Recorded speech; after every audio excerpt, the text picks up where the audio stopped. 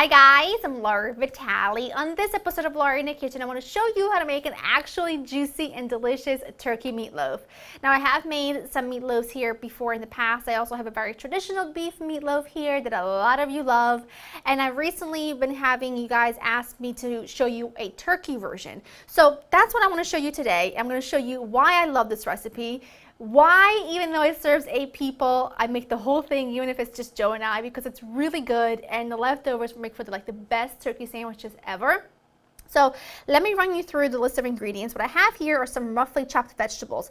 This is a combo I love. I've got onion, button mushrooms, garlic, celery, and carrots, panko breadcrumbs. I've got eggs. This is some Italian seasoning. This is my Italian seasoning blend, but any dry herb will do.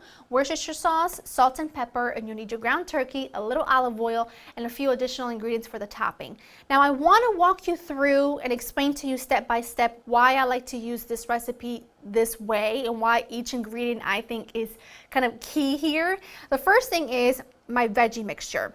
I'm going to pulse all of these into my food processor into almost like a paste. I just want everything to be really finely chopped. The thing is, ground turkey doesn't have as much fat as beef, so we need to add moisture to the ground turkey. And even though you might be tempted to, do not use ground turkey breast because that has no dark meat in it and it's even more dry. So we are going to add a lot of moisture to this. We're using panko breadcrumbs, which are not as heavy and compact as regular breadcrumbs. So it's going to be phenomenal when we're done. Just trust me. I'm going to pulse this until it's at the consistency that I want. At the same time, I'm going to turn on my skillet with my olive oil over about medium heat.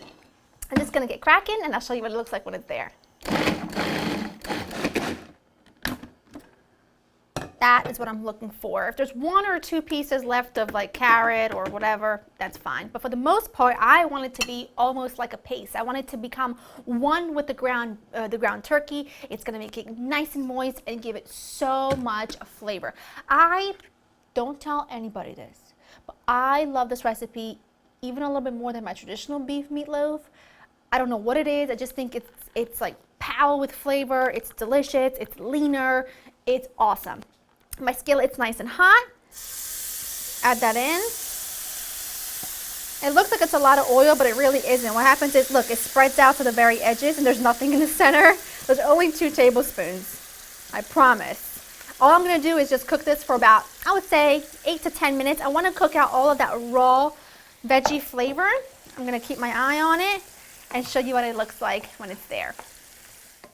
My veggie mixture cooked for 10 minutes. What I also did in the last minute of cooking, I added my Italian seasoning and a little pinch of salt, and then I just kind of put it on the plate and popped it in the fridge to cool a bit, just for about 5-6 minutes or so. You don't want to add it while it's steaming hot because otherwise it's like you're going to have to work with your hands and it's too hot.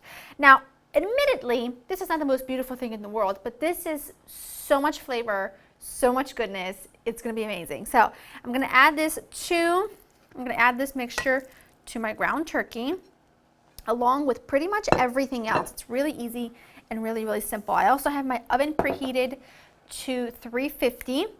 I've got a baking sheet here with some aluminum foil ready to go.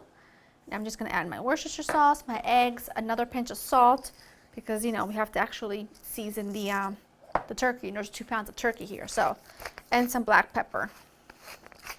Come on, this thing always gives me trouble. There we go. Oh, here we go. Yes. Now we're partying. Clean hands, a cook's best tool. Get in here and mix everything until it's really thoroughly mixed. This looks great. Now, to my baking sheet, I have a little bit of olive oil on here just so that nothing sticks. I'm just going to spread it out with my hands like so. Move that around and then just take your ground turkey mixture, put that on there like so, and form it into nice big fat meatloaf. And this, like I said, this makes enough for like, I mean, I would say 8 servings generously, but then again, if you're not going to feed people generously, why invite them over? Why live? You know what I mean? So this makes 8 nice generous portions, but the leftovers keep for like 5-6 days. And I'm telling you, make yourself a grilled cheese with some sourdough bread and put a slice of this in the middle. I can't. I actually sometimes I think look forward to the turkey sandwiches than the actual turkey meatloaf itself, but it's really good. Okay, I'm just gonna form this. I'm gonna go wash my hands really quickly and then we'll mix up the topping. Now for my topping, what I have here is some ketchup, Worcestershire sauce, a little brown sugar, and some dried mustard. I'm just gonna mix all of this together. You don't have to add a topping if you don't want to, but I really like it and it's really good. And I'm not gonna add so much that it's like excessive, but I'm gonna add just enough so that it really provides good flavor. I'm gonna add half of this right now. Oop, that's a piece of brown sugar right there that didn't get mixed in. I'm gonna add half of this right now. Then what I'm gonna do, I'm gonna pop this into the oven, 350 for 30 minutes. Once the 30 minutes is up, I want you to take this back out and put on the remaining sauce, topping, mixture, whatever you wanna call it. And then once you do that, pop it back in for an additional 30 minutes. So in total, this needs to be in the oven for an hour. I'm gonna show you what it looks like when it's fully done so that we can dig in. As you can tell, I'm very excited. So in total, my meatloaf was in the oven for 1 hour exactly. I let it sit for about 15 minutes. You never wanna cut a piece of meat or anything really as soon as it comes out of the oven because it can be the juiciest thing in the world, but as soon as you cut into it, all the juices are run out. So you want to give it a few minutes, all those juices kind of redistribute throughout. That is perfect. Mouth is watering. I've got to dig into this. Yes, I did change my shirt. That's what happens when you are a disaster and spill things all over yourself all the time. But we don't talk about that. All right, let's cut a piece of this. I'm going to cut that big piece right there. Now remember, oh my word. Look at that. Hold on, let's see if I can properly show you how juicy that is. Maybe I can, maybe I can't. You're just gonna have to trust me, okay? Like, it's just like, there's just nothing hard and I mean, it just, I don't even know how to describe it to you. You just have to give this a try. I mean, I've made this many times and we love it for a reason. It smells so good too.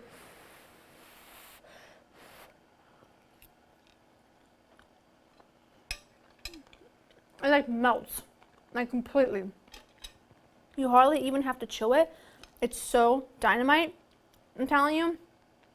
Make this recipe this weekend, this week, whenever you have some time. Definitely make the whole thing because leftovers are absolutely incredible. You will not be disappointed, I promise. Go to LauraInTheKitchen.com to get a written recipe. I'm eyeing this up like it's diamonds or something. I hope you enjoy spending time with me, and I'll see you next time. Bye.